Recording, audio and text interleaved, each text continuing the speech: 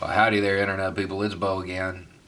So today, I guess we have to talk about Omar's tweet, Israeli lobbying, campaign contributions, and anti-Semitism. So before we get started, I'm going to be throwing out a lot of numbers. Normally I make you guys research and find this stuff on your own because I think it's important. In this case, this information is kind of hard to find unless you know where to look. OpenSecrets.org. They track campaign contributions and money spent on lobbying. If you want to know who owns your politician, this is where you find out. Okay, so Omar's tweet basically said AIPAC donated to a bunch of Congress people. The general gist of what the tweet was. That was wrong. That was wrong. It was wrong of her to tweet that because it was factually inaccurate. Okay? AIPAC doesn't give campaign contributions at all. Okay? Now, if you go to the individuals that are inside that organization, you can find about $20,000 donated in 2018 to various politicians. That's nothing. The grand scheme of things, $20,000 is nothing. Especially when you're talking about an organization that lobbies to the tune of $3.5 million in 2018. She was factually inaccurate. AIPAC does exert a lot of influence. Now, as far as campaign contributions, ProIsraeli groups donated about $15 million in 2018 alone. A midterm election. That's a lot of money. So she was factually inaccurate. But the idea that pro-Israeli groups exert a lot of influence in Congress, oh, that's true. That's a true statement. So why did the Democrats sell her out? Why didn't they back her up and just, well, she misspoke. Because they get a lot of the money. In fact, the number one recipient in 2018 was Robert Menendez, Democrat from New Jersey. Got more than $500,000. Right now, Republicans are like, ha, Ted Cruz was number two. All right. Israeli lobbying groups and groups that donate, they're not stupid. They're just like every other special interest group. They spread their money around. They spread their money around, so it doesn't matter who wins, they win.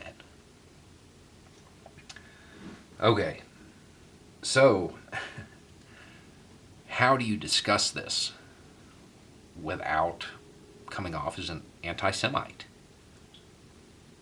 Pretty simply. I've been a very, very vocal critic of Israel's policies. For years, never been called an anti-Semite. It's never happened. Why? Because when I discuss Israel's policies, I discuss Israel's policies, not Jews. We're about 4 minutes into this video.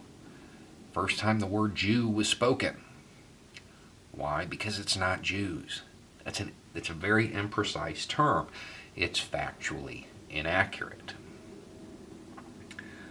You know, one of the terms I hate most is Jewish settlers. Because it's not Jewish settlers. They're Israeli settlers. Jews all over the world do not get held responsible for the actions of Israel. That's a government. Government policies. You can't hold everybody responsible for that. It's an overgeneralization. It's kind of like saying Muslims are terrorists. It's not true. Even if you were to get more specific, Wahhabi and Salafi. It's more accurate, but it's still not all of them. It's imprecise. That overgeneralization comes off as racism. Why? Because it kind of is, even if it's unintentional. So you have to be very careful with that, especially when you're talking about a demographic that is probably still pretty tender to being overgeneralized, especially when it comes to saying that they're influencing a government. That did not work out well for them last time. So they are probably very leery of even allowing that idea to come out. What Israel does is, and pro-Israeli groups, it's not unheard of. It's unusual for a country to get away with doing it. But lobbying like this is just the American way. It's not right, but it's the American way. The other thing you have to be very aware of is that a lot of American Jews identify with Israel. You know, they see that Star of David on the flag, and they're like, well, that's part of me.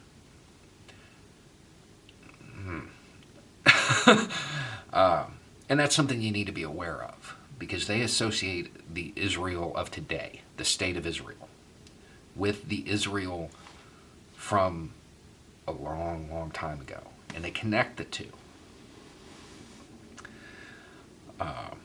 That's it's something you have to be careful with, and you have to be tender with this subject. There's a lot of nuance in it, but the key thing you have to do is that you have to be accurate with your language. You know, Jews did not bomb Gaza. Israel did. It's a government. Not everybody around the world is held responsible for that. You know who gets it worse than anybody, though? American Jews who speak out against Israel. Wow. They get it hard. In fact, I'm going to link a video from a friend of mine named Carrie. She's from the West Coast. We share a lot of the same beliefs, but her presentation is a little bit different. May not be everybody's cup of tea, but it kind of explains her journey, coming from being one of those Americans who looked at the flag of Israel, saw that Star of David, and was like, hey, that's me. And then looked into Israel's policies and was like, I want nothing to do with this. And then talked to other American Jews, and, well, you'll watch the video. So that's that's the controversy in a nutshell. A lot of it had to do with imprecise language. A lot of it had to do with the scars of history reopening. And then a lot of it had to do with just plain corruption. That's the real reason Democrats aren't backing her up, because they probably took money. So you don't have a right to criticize governments around the world. You don't have a right to criticize money in politics. You don't have a right to criticize special interest groups that are representing foreign governments influencing your government. You don't have that right. You have that obligation. It's very important that you do it, but you also have an obligation to be accurate with your language. Anyway, it's just a thought. Y'all have a good night.